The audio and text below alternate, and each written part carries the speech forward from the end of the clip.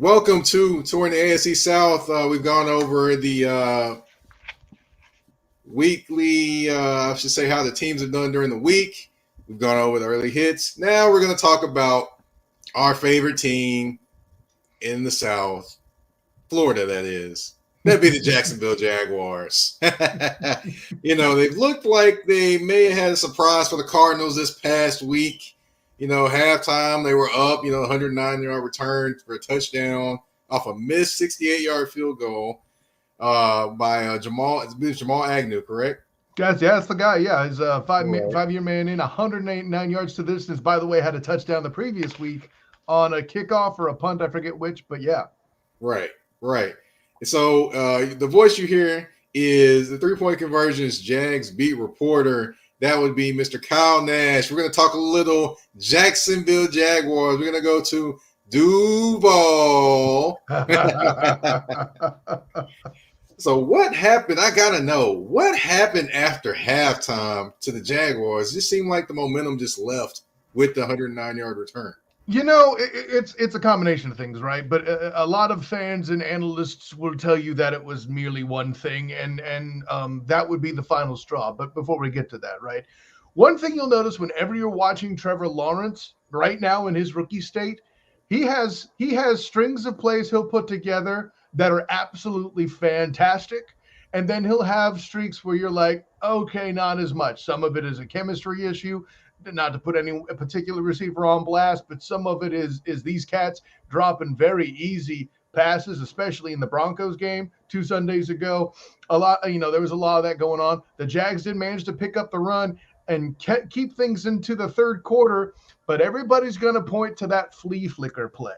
And there's a different rookie who I think had an inexperience problem in that situation. And that, of course, would be that of rookie NFL coach Urban Meyer and his staff. Now, set up the situation, but Kyle, they were running the ball successful. Doing a flea flicker isn't a bad idea to throw the teams off. After all, Chark had burst down the field. It was wide open. All of that is correct.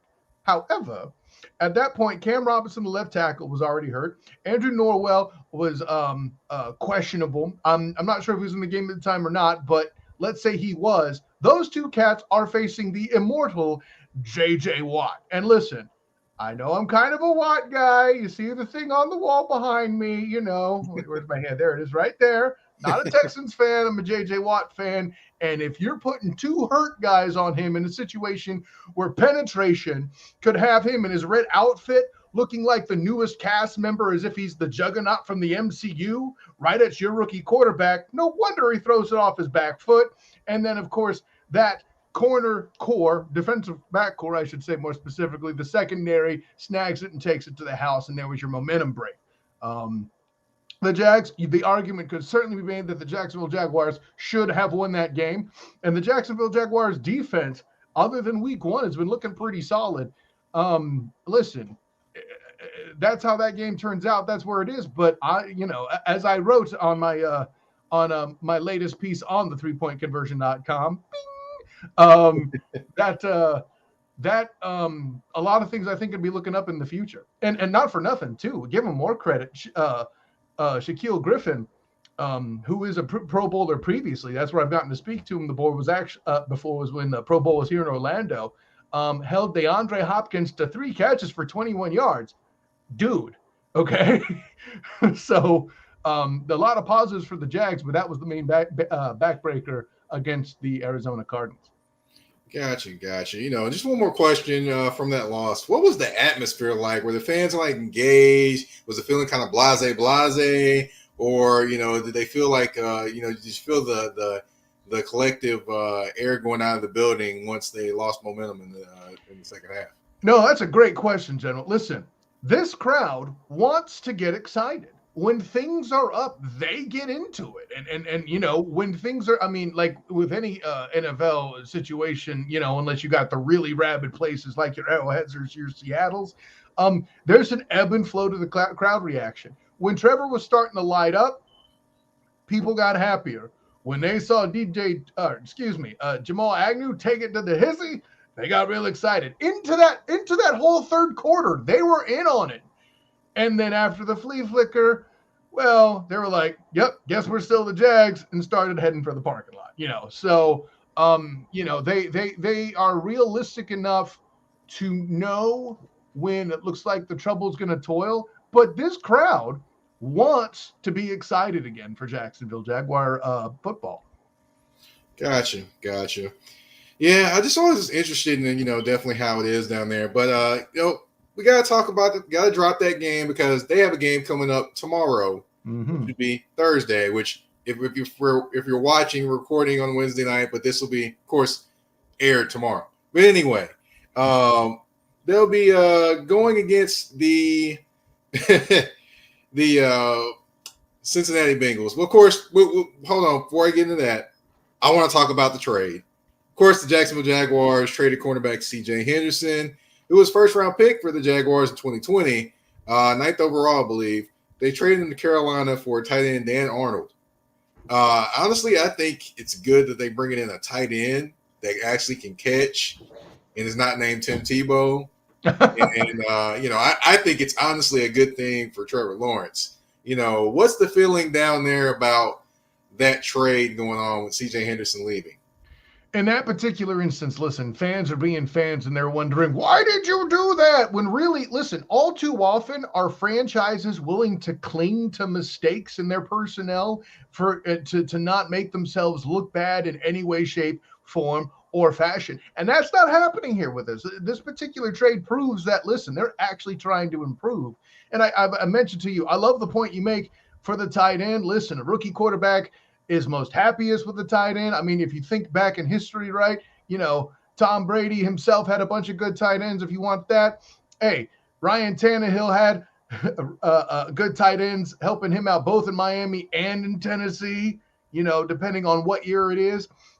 There's a lot that can be rendered a positive. Heck, even Andrew Luck made a star out of his teammate when he got drafted at the tight end position. We hear of Dallas Clark if it's not for Peyton Manning? I'm all trying to keep this AFC South relevant so you can see there's as many points as possible. Yet meanwhile, I can't think of a particularly good tight end coming out of Houston, the Houston Texans. And now we see how they're struggling. One of many other reasons I could probably list, sir. But the punchline is, I love it in particular for Trevor Lawrence. It's not that I feel like their tight ends have been absolutely horrible in a lot of ways, but there have been a lot of tight end drops over the past 2 weeks.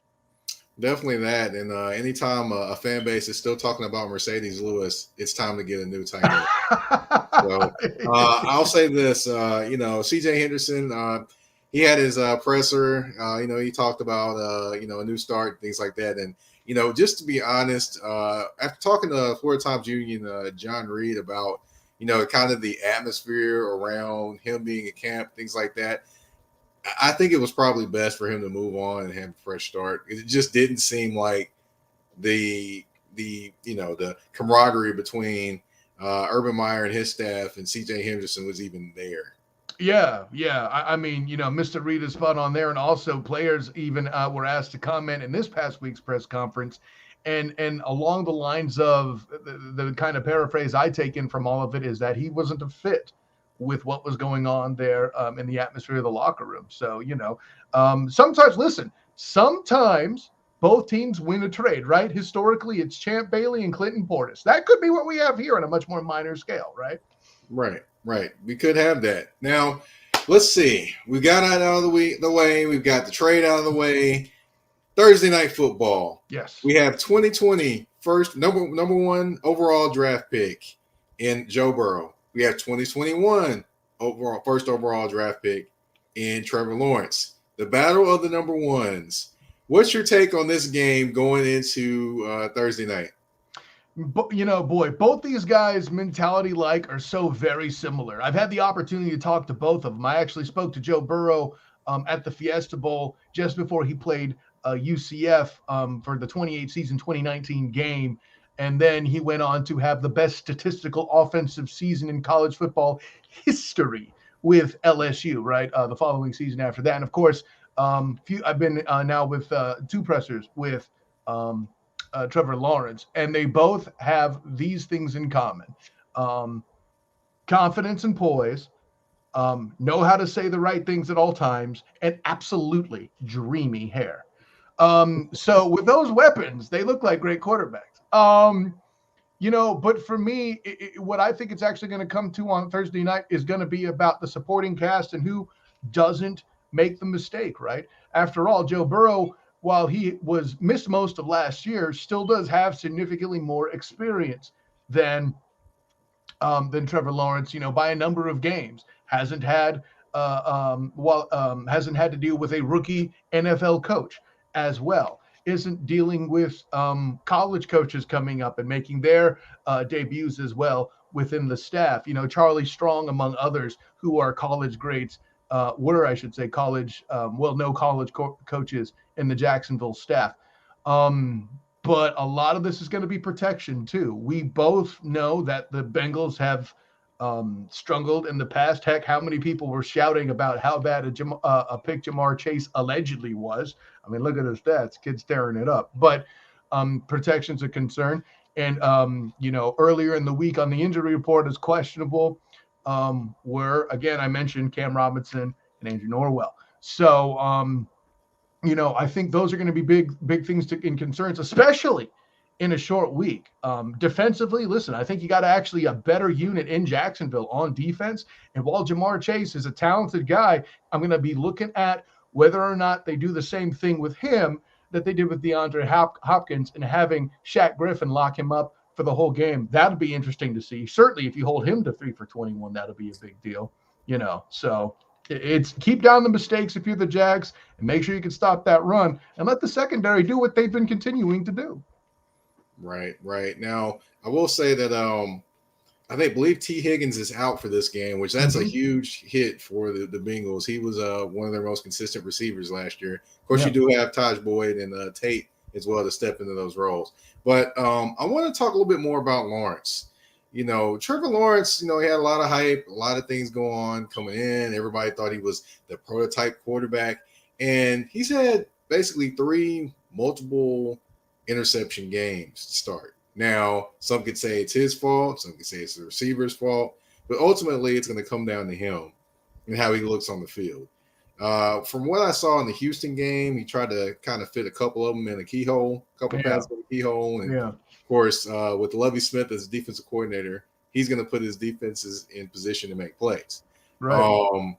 To me, I'm wondering, is the speed of the game kind of really, really affecting him? It may not see it in the press conferences, but in terms of the game, it just seems like the speed is kind of overwhelming him more than what some people thought. Would you say that's a pretty good assessment?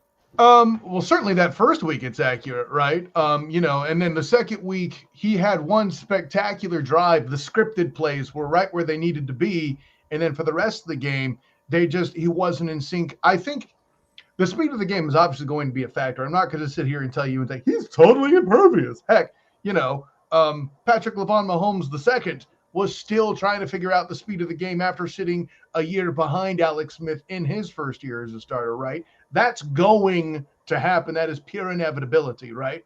But, I mentioned also in my article that when you look at Trevor Lawrence, he does show the signs of one who was drafted overall in 1998. Of course, I refer to Peyton Manning. Peyton Manning actually had fewer touchdowns and more interceptions at this same point in their respective careers, 3 games in. So when you look at that, and by the way, Trevor Lawrence has thrown the ball more in those 3 games than Peyton Manning did. Granted, I think it's by like 5 passes. But, I mean, listen, gone are the days, it would appear, for the most part, that if you're a bad team, being bad one more year to give your rookie some time isn't a thing that happens anymore, right? And you could argue that the really early indication was Peyton Manning doing that. Mark Sanchez may want to claim it was 2008. Hey, sorry, buddy. Peyton Manning was 10 years before you. You won't need to deal with that. I mean, it's a great analysis until you put in some real history. But the speed of the game is, there are definitely times he's made some decisions you're like, whoa.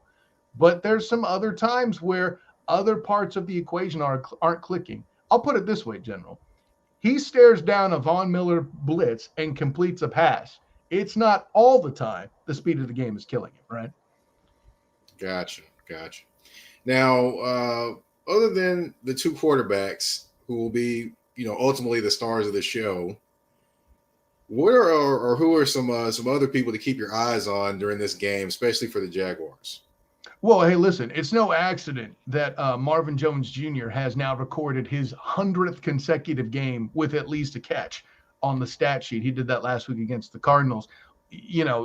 That's not a surprise there, too. He's a consummate veteran. I know you don't keep his name maybe up with the DeAndre Hopkins or that, but this is a guy that's made a career of being reliable on any field he's on. I mean, listen, if you can get a lot of yards in Detroit, granted, Matt Stafford's an underrated quarterback, you can do it other places, and then DJ Chark deserves his credit too, man.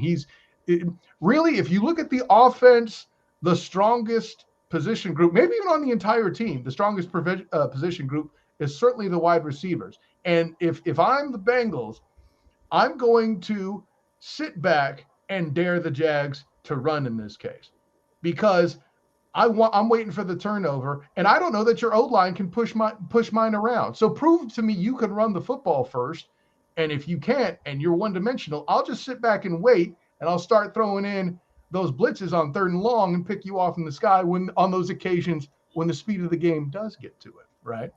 Gotcha. Yeah, it's going to be an interesting game in terms of the number one versus the number one. I will say that probably not a lot will find more interesting into that unless you're a Jaguars fan or a Bengals fan, but I digress. It is Thursday Night Football. What is your score prediction if you had a crystal ball in front of you? Yeah, no, if I was going to do my best, Miss Cleo, I'd give you this score. Call me now. I'm going to look at kind of a 20. I feel like it's going to be a closer affair. I think there's going to be mistakes made on both sides. I think Joe Burrow pulls a couple of things out of his hat and makes some plays that we don't expect. But for me, I think this is going to be a game I'm going to go 21-27. I think you can get some scoring in this game.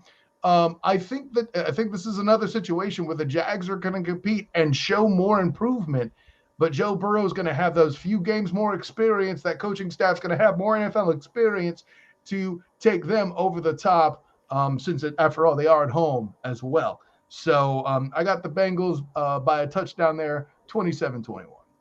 Gotcha. Well, thanks for coming on. Thanks for talking to me about the Jaguars. Of course, the big Thursday night game, Jaguars and Bengals. Number one pick, Trevor Lawrence versus number one pick, Joe Burrow.